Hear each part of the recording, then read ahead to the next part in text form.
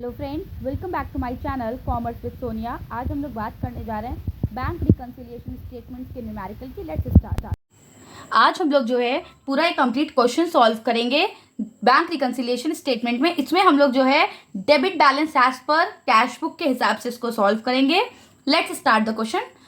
From the following particulars prepare bank reconciliation statement on December 31st 2019। ये format है bank reconciliation statement का।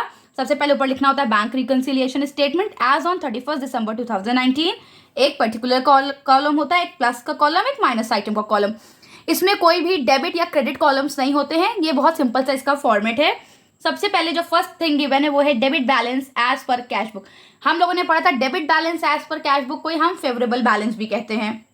तो सबसे पहले हम नोट कर लेंगे debit balance as per cash book. अब क्योंकि ये फेवरेबल बैलेंस है, फेवरेबल बैलेंसेस हमेशा जो है प्लस आइटम्स में लिखे जाते हैं, तो हम लोग यहां लिख लेंगे 10,000, माइनस में कुछ नहीं। A cheque for 500 issued in favour of Karan has not been presented for payment. एक चेक जो कि हमने करण को इशू किया, तो हमने क्या किया, अपनी कैश बुक को जो है 500 से कम कर लिया, पर करण ने जो है उसको पेमेंट के लिए नहीं रखा, यानी उसको जो है बैंक में सबमिट ही नहीं किया पेमेंट के लिए। तो हमारी जो पासबुक है वो 500 से क्या है, ज्यादा है, और हमारी कैश बुक 500 से कम है। इस केस में हम जो है 500 प्लस आइटम्स में रिकॉर्ड कर देंगे और लिखेंगे check issued but not presented for payment. Check issued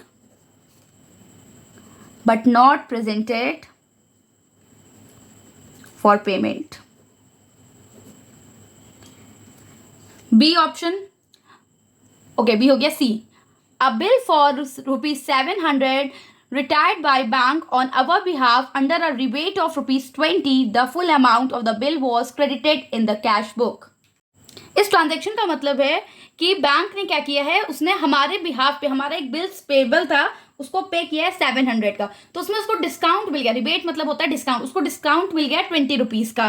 ये हमने क्या किया है, पूरा जो है कैश बुक में रिकॉर्ड कर लिया जितना हमारा बिल था, यानी हमारा बिल था 700 का, हमने पूरा 700 जो है वो रिकॉर्ड कर लिया, बल्कि बैंक को केवल 680 रुपीज पे करने पड़े। इट मीन्स हमारी जो कैश बुक है वो 20 रुपीज से ज्यादा कम हो गई इन कंपेरिजन टू पासबुक। तो हम क्या करेंगे, हम उस 20 रुपीज को प्लस आइटम्स में लिख देंगे और यहां लिख देंगे rebate on payment of a bill not recorded in cash book। वैसे आप चाहें तो आप पर्टिकुलर में इससे छोटा भी कुछ लिख सकते हैं, टोटल चॉइस आपकी अपनी होती है कि आप पर्टिकुलर में क्या चीज लिखना चाह रहे हैं। नेक्स्ट है a cheque for rupees 295 deposited in bank has been dishonour. हमने एक 295 का चेक बैंक में लगाया जो कि वो डिसऑनर हो गया। जब हमने चेक बैंक में लगाया तो हमने क्या किया, कैश बुक को बढ़ा दिया, बट हमारी पासबुक उतनी रह गई। तो हमें क्या करना पड़ेगा, हमें जो है पूरा 295 माइनस करना पड़ेगा और यहां पे हम लिख देंगे check deposited but dishonour.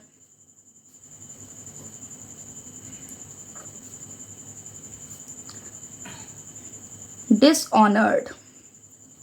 Next, a sum of 800 deposited in the bank has been credited as rupees 80 on in the passbook।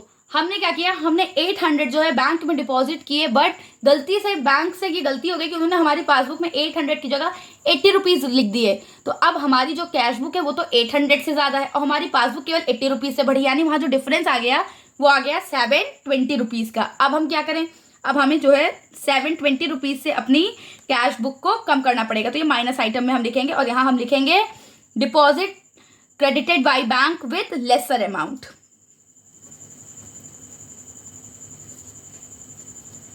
Credited by bank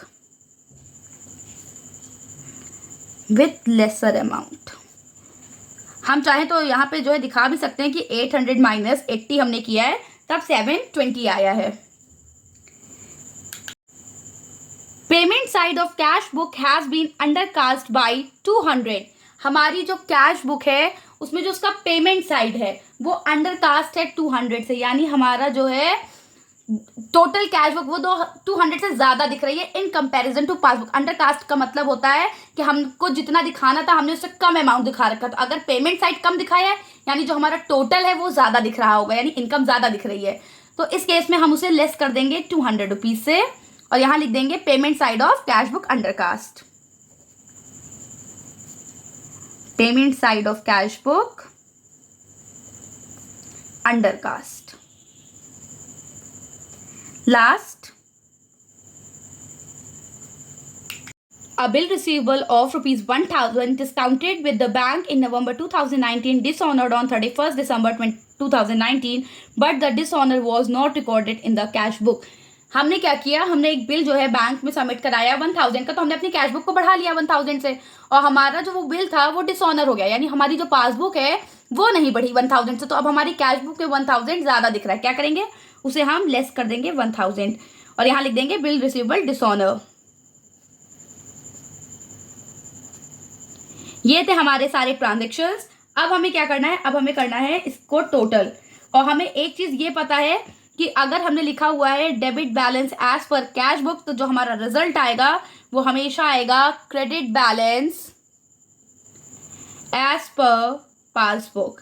ये चीज़ हमें ऑलरेडी पता है कि ऊपर debit balance as per cash book है तो नीचे जो है credit balance as per passbook आएगा।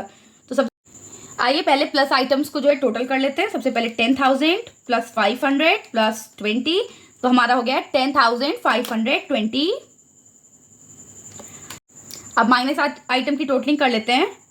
295 प्लस 720 प्लस 200 प्लस 1000, ये हो गया 2215। 2215 हमारा जो है प्लस आइटम की जो टोटलिंग है वो है 10,520 माइनस आइटम की 2215, द डिफरेंस इज 8,305।